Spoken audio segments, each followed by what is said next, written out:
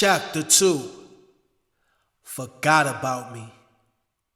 Around 7th grade, I lost interest in school. Compared to having fun, school didn't stand a chance. My mother blamed the environment, including my friends, for my new attitude and felt I needed a change. A year later, late 1989, we left Weeks Avenue. It hurt me to leave the place I called home for the last 10 years, but by then, pain was starting to be a normal occurrence. We ended up staying in John Adams Projects with my grandmother Ruby. It was twice as nice because Betances was only a 3-minute walk through St. Mary's Park to get to Penny's. She was the designated cook for the holidays, but things soon changed. Penny had been calling her mom, my grandma Gina, but she hadn't been answering her phone. Penny told me, SB, and Ramel to walk over to Grandma Gina's house on 141st Street and Cypress Avenue and knock on the door. We walked over through St. Mary's Park, knocked like the police, and got no answer. We walked back and told Penny.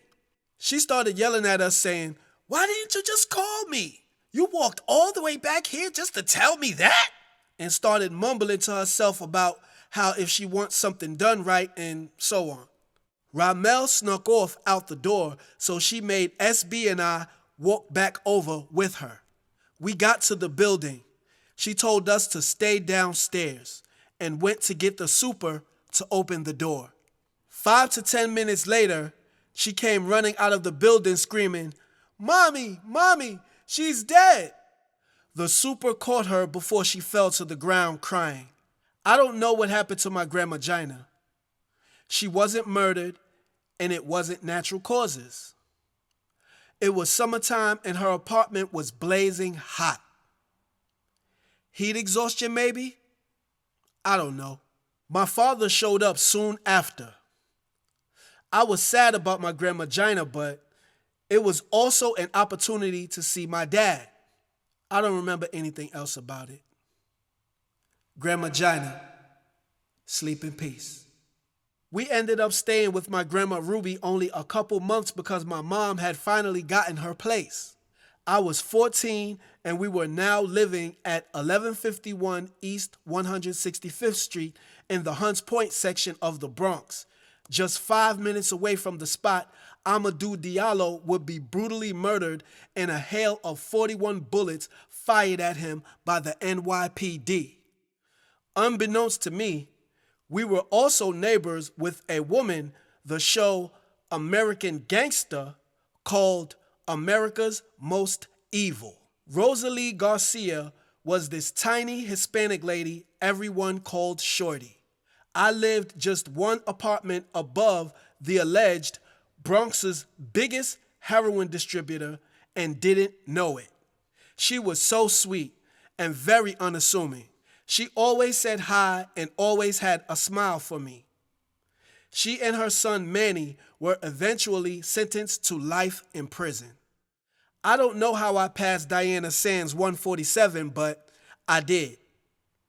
Only thing was, due to my behavior, I was banned from the graduation ceremony and allowed to move on to high school. Once into following my dad's footsteps, I decided to go to Samuel Gompers High School when I was accepted. I did well in my classes whenever I was there, but I just couldn't stay still. I still hadn't had sex, but almost had a close call one day. The crew decided to cut school and go chill in St. Mary's Park. Tim, Gerald, and this dude named La ran a train on this girl named Dawn in the park. When it was my turn and they said, "Go ahead, JoJo," the first lie that came to my mind was, "I don't feel good." They all busted out laughing, knowing I was lying. They knew I was just scared to do it, and I got drilled all the way back to the school. I'd started writing raps the year before high school when we stayed at my grandmother's house.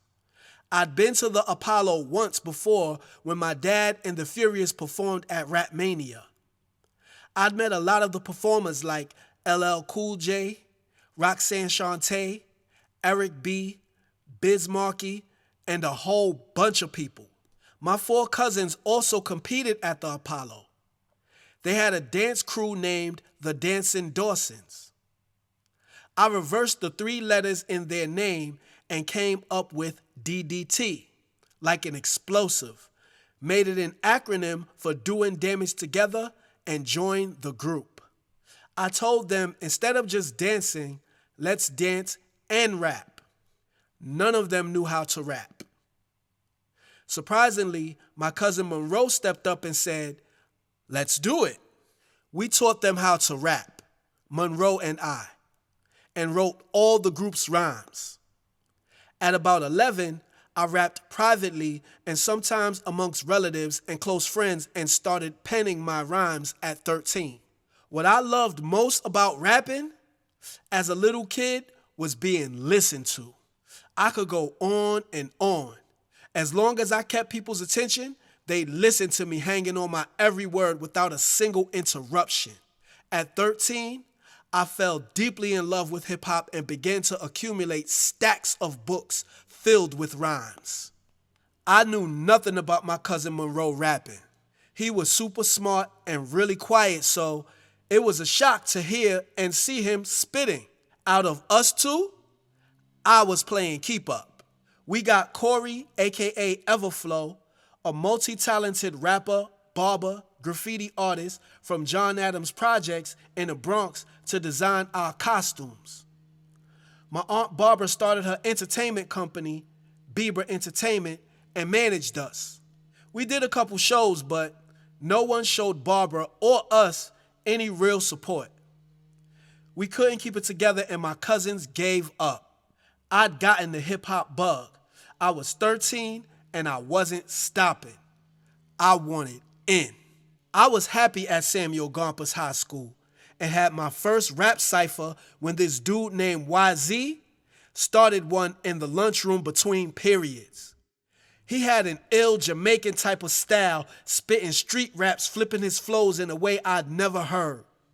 Then, to my surprise, my very own crew member, Major, started spitting.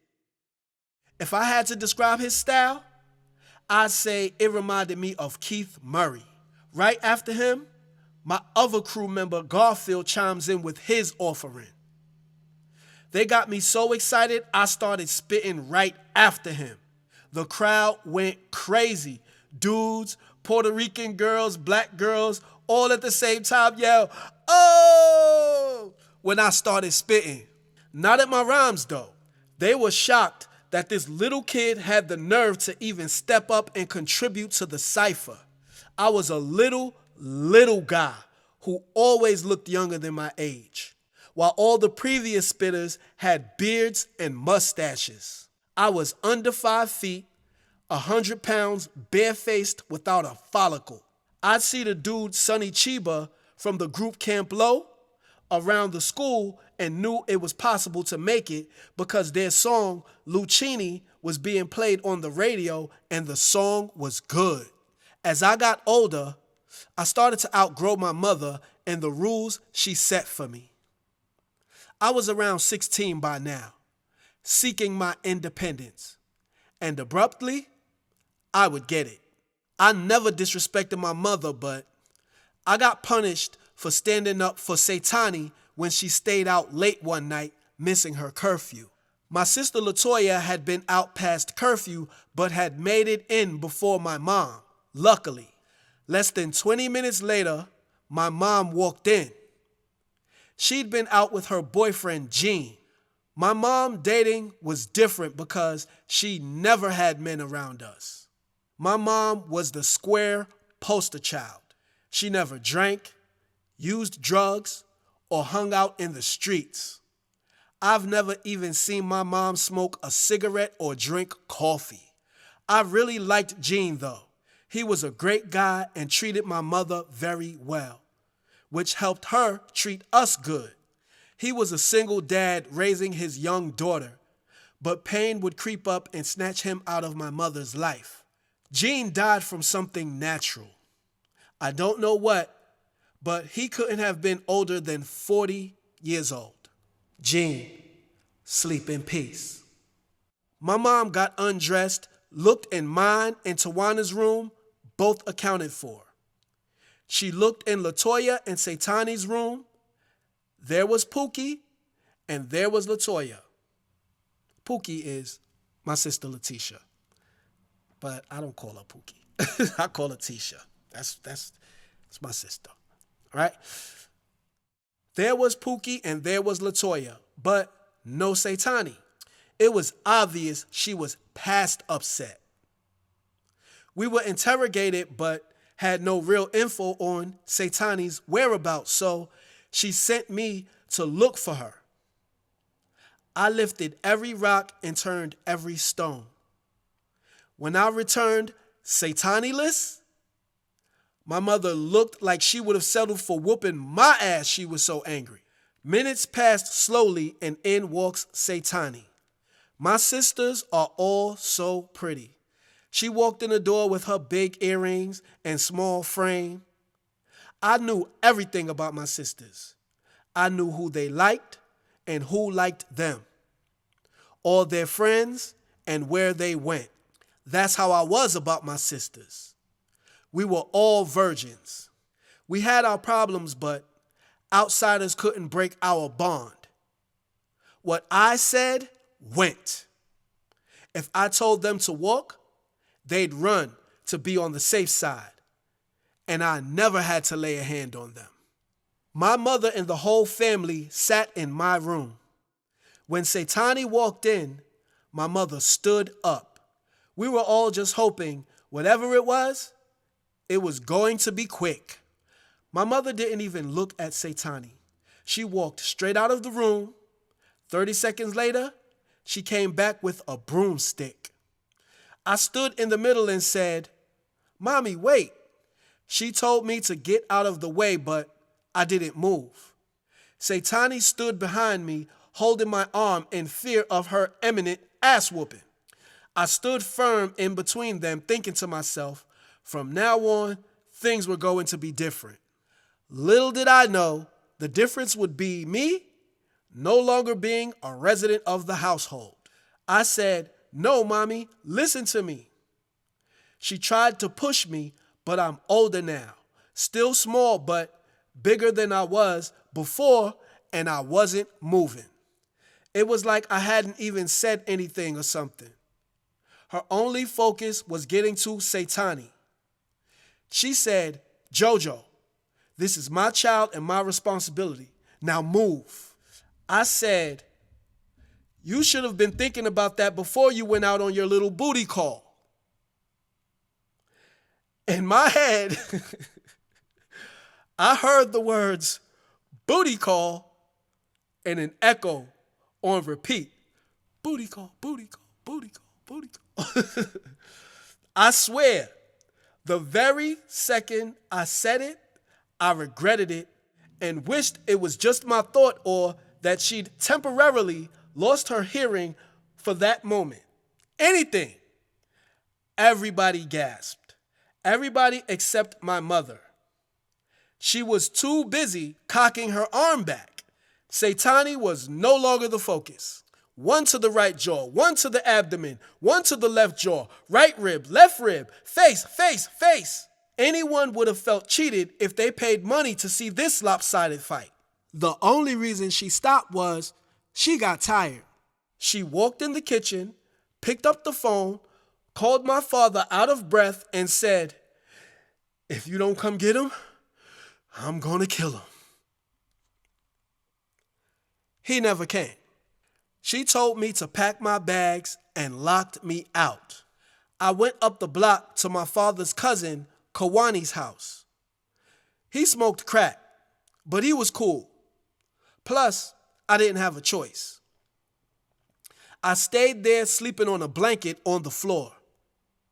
A couple days later, I hooked up with SB, went to Penny's and told them what happened. SB suggested I come stay with him. That would have been the plan, but my dad showed up at Penny's and told us to take a ride with him because he wanted to talk to us. I hadn't seen my dad in a while, and honestly, I started to resent him. I was going through a lot, and my patience with him was thin. We said bye to Penny, walked out into the hallway, and my dad asked me, "So what's this I hear about you disrespecting your mother?" I looked at him and said, honestly, with no disrespect intended, "What do you have to do with it?" My father back punched me and I fell down a flight of stairs. SB cried out, "What did you do that for?" and ran down the steps to pick me up. We tried to run, but I was dizzy and fell down another flight of steps. SB picked me up and we made it just outside the building. "Come on, Joe, run!" But I couldn't. My father grabbed me by my collar, threw me in the car, and told SB to go home, which was right around the corner from Betances in Morehouse Projects. On the drive, my father stopped the car by the chicken place near Morehouse, about to question me, but I opened the door and got out. He got out, chased me, grabbed me, and started punching me again. A few people noticed me and said, "Oh, that's Joe." My father turned around to the crowd while holding my collar and said, "Yeah, and that's my son." Everybody backed up like, "Oh, shit, what's up, Flash? Oh, how you doing, man?" He threw me back in the car. We stopped again when we got by Southern Boulevard, and he said, "Tell me something, Joe." I said nothing. He said, "Joe, if you don't start talking, I'm going to raccoon both of your eyes right now." I don't remember what I said, but I started talking. He took me to my mom and said, "Yeah, he's a little roughed up, but he'll be okay." My mother saw I was bleeding, lumped up, and started flipping on my father, asking him why he did that. I blamed her, so as soon as he left, I went back to Kawani's house. I started hanging with SB on Garrison Avenue every day inside Hunts Point, where he'd moved from Morehouses. I'd only stayed at Kawani's for a few weeks. I came back once to visit him and somebody told me he was found dead, lying face down in the snow.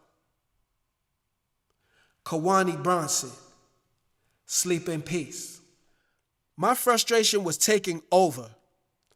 I was fighting all the time, never going to class, and eventually got kicked out of Gompers. My mom got me into this school, Argus Community, for kids with behavioral issues, and I got kicked out of there. At 16, I got kicked out of my mom's and my Aunt Penny's house. My father didn't want me staying at his sister's house. One day, he walked into Penny's, hunting me down. He walked into the bedroom, lifted me up by my neck, and carried me into the living room while Penny grabbed at him, ordering him to put me down. Instead of putting me down, he threw me onto the couch and started hitting me in my face. I began to take hold of his hands and just stared at him angrily while Penny yelled for him to get off of me. He yelled for her to mind her business. I was his son and she needed to butt out. He looked down at me in disgust and asked why I couldn't be more like SB. I said nothing. He added, "Damn, you ain't even half of what your brother is." I shot back, "Yeah, and you ain't have nothing to do with it." Angry, he struggled to free his hands from my grip. I felt my face stinging as he stopped struggling and ordered me to let him go, but I didn't. He snatched away when I loosened my grip, stood up and said, "You ain't even worth it." I said, "You neither." He laughed and said, "Boys, you ain't shh." I felt myself about to cry, but I didn't. I just ice grilled him. He walked out. Penny locked the door, and then I cried. Penny told me not to listen to him and told me how good I was. My father's always hated the relationship Penny and I shared. He was too dumb to realize he was helping to make it stronger because every time he'd knock me down, she'd build me right back up. I was only at Penny's for a couple weeks because my father had worked her final nerve and forced her to butt out. When I went back, she didn't open the door. I sat by the door and eventually fell asleep in the hallway. I woke up and wandered the streets for a little while, then thought about this place called the Covenant House through a commercial I'd seen on TV while at Penny's. I didn't last there but a few days because some older dudes that were there convinced me to go into some kid's pockets and take his money. Right afterwards, it felt wrong. The kid was scared. He gave me no resistance, but he just looked so sad. We were both 16, same age, same size, but this was just wrong on another level. I'd never stolen anything before that. My conscience would never allow me to do it again, and I never once ever did again. I got arrested and sent to the Tombs in Manhattan, but the kid never pressed charges and I was released that same day. I was also barred from re-entering the Covenant House.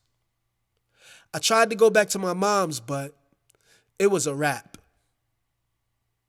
My father finally came and got me off my mom's stoop. I grabbed my suitcase and we were off. I thought happiness would be at my father's house on Sheridan Avenue, so I did everything right. I kept the apartment clean, and I even got a job working at Wendy's on Westchester and 3rd Avenue. During my leisure time, I'd link up with SB and we'd chill at the St. Mary's Community Center. That's where I met Karen. She was gorgeous. She might have been white or just light-skinned, with green eyes, full pink lips, ass and hips. She was a 10 visually, and I got to have her alone with me at my dad's crib on Sheridan Ave. I still hadn't had sex, but I felt I was ready and I wanted it to be Karen. I was tired of lying to my family and my friends about not being a virgin, but if I didn't, I knew they would make fun of me. There we were, alone, the two of us, and I still wasn't ready. We kissed, we rubbed and touched, but I was too scared and didn't know what to do. I couldn't ask my friends or even my father. I'd been lying to him too. I'd never seen a porno or anything, and I couldn't ask Karen. I knew that much. We just sat up, fully clothed in the living room and watched TV. Hours later, my father walked in, looked at Karen, then looked at me. She said pleasantly, "Hello," extending her hand about to introduce herself. Saying nothing, my father gently pulled her outstretched hand up from her seat, walked her to the door, opened it wide, cleared the path for her exit, and shut the door behind her. I was stuck. He came back into the living room and began a soliloquy about how he's Grandmaster Flash, I shouldn't let people in his house, I need to pay attention and to look around. He packed my suitcase and we took a silent ride to my mother's house. When we got there, he got out and I followed. He put my suitcase on the stoop, walked back to his car and pulled off. He didn't say goodbye and didn't wait to see if anybody was home. My mom was in her second floor window smirking and said, "See? What did I tell you?" I'd been in my dad's less than a week. I abandoned my suitcase, leaving it on the stoop, and took the 5-minute walk from Longfellow Avenue across the bridge into Hunts Point to SB's crib. I didn't even care what happened to my suitcase. I kept my clothes at my mom's, but I never slept there. always at SB's. Everybody decided Job Corps was the answer for me. My cousin Ramel had gone, so my dad got with Penny and signed me up. Off I went to Oneonta Job Corps. I hated it. It was like everybody just forgot about me. Other people got letters, visits, packages, and phone calls. I didn't like it there, but people liked me. After 4 months, I was kicked out without my trade certificate because I'd accumulated 82 write-ups for different indiscretions, but I took and passed the GED on my first try before I left. When I was forced to leave, it was like the whole compound left their classes that were in session to come say goodbye to me before I was put on the bus headed into the village toward the Greyhound. People I hadn't shared 2 words with were coming up to me, giving me hugs and wishing me good luck. This was a good pain. I was touched. I came back home still unwanted. A bit tougher emotionally, but still lost. Since I got my GED, I decided to just go to college. I was 17 and the only thing I'd ever been any good at was math and rapping. I partially decided to go to college because I didn't have anywhere to live. I chose accounting because I'm good with numbers and I heard college was the key to success. My mother and SB took me down to the Port Authority. I gave my mom a kiss and a hug, said goodbye to SB, and got on the Greyhound. I must have been very tired because as soon as I got on the bus, I fell asleep and had the most vivid dream that I'll never forget. Flashback. I was in the middle of the desert, but it wasn't hot and it wasn't sand. Just brownish, almost orange-colored dirt, pebbles and spotted areas of weeds. I just yelled, "Hello!" It echoed back. Next thing I heard was a loud grumbling, like growling or something. It started to get louder, and it was consistent, so I just started running. The louder it got, the faster I ran. Then the ground just stopped, and I was falling. When I looked down, I was high up, falling fast, headed toward a sea of brown water. Frightened because I can't swim. Just before I hit, I woke up. End of flashback. I was still on the bus. I took the dream to mean me going to college was me moving too fast without really looking. I don't know. The ride seemed extremely long from when I woke up. It was taking longer than I expected, and the reason for that was I'd mistakenly purchased a bus ticket headed to Canton, Ohio, instead of my true destination, Canton, New York. I got to Ohio and explained the situation to the attendant. She got connected with the college and the school purchased me another ticket. Unfortunately, the bus wasn't leaving until later that night. It was suggested that I go check out the Hall of Fame to kill a few hours before it was time to go.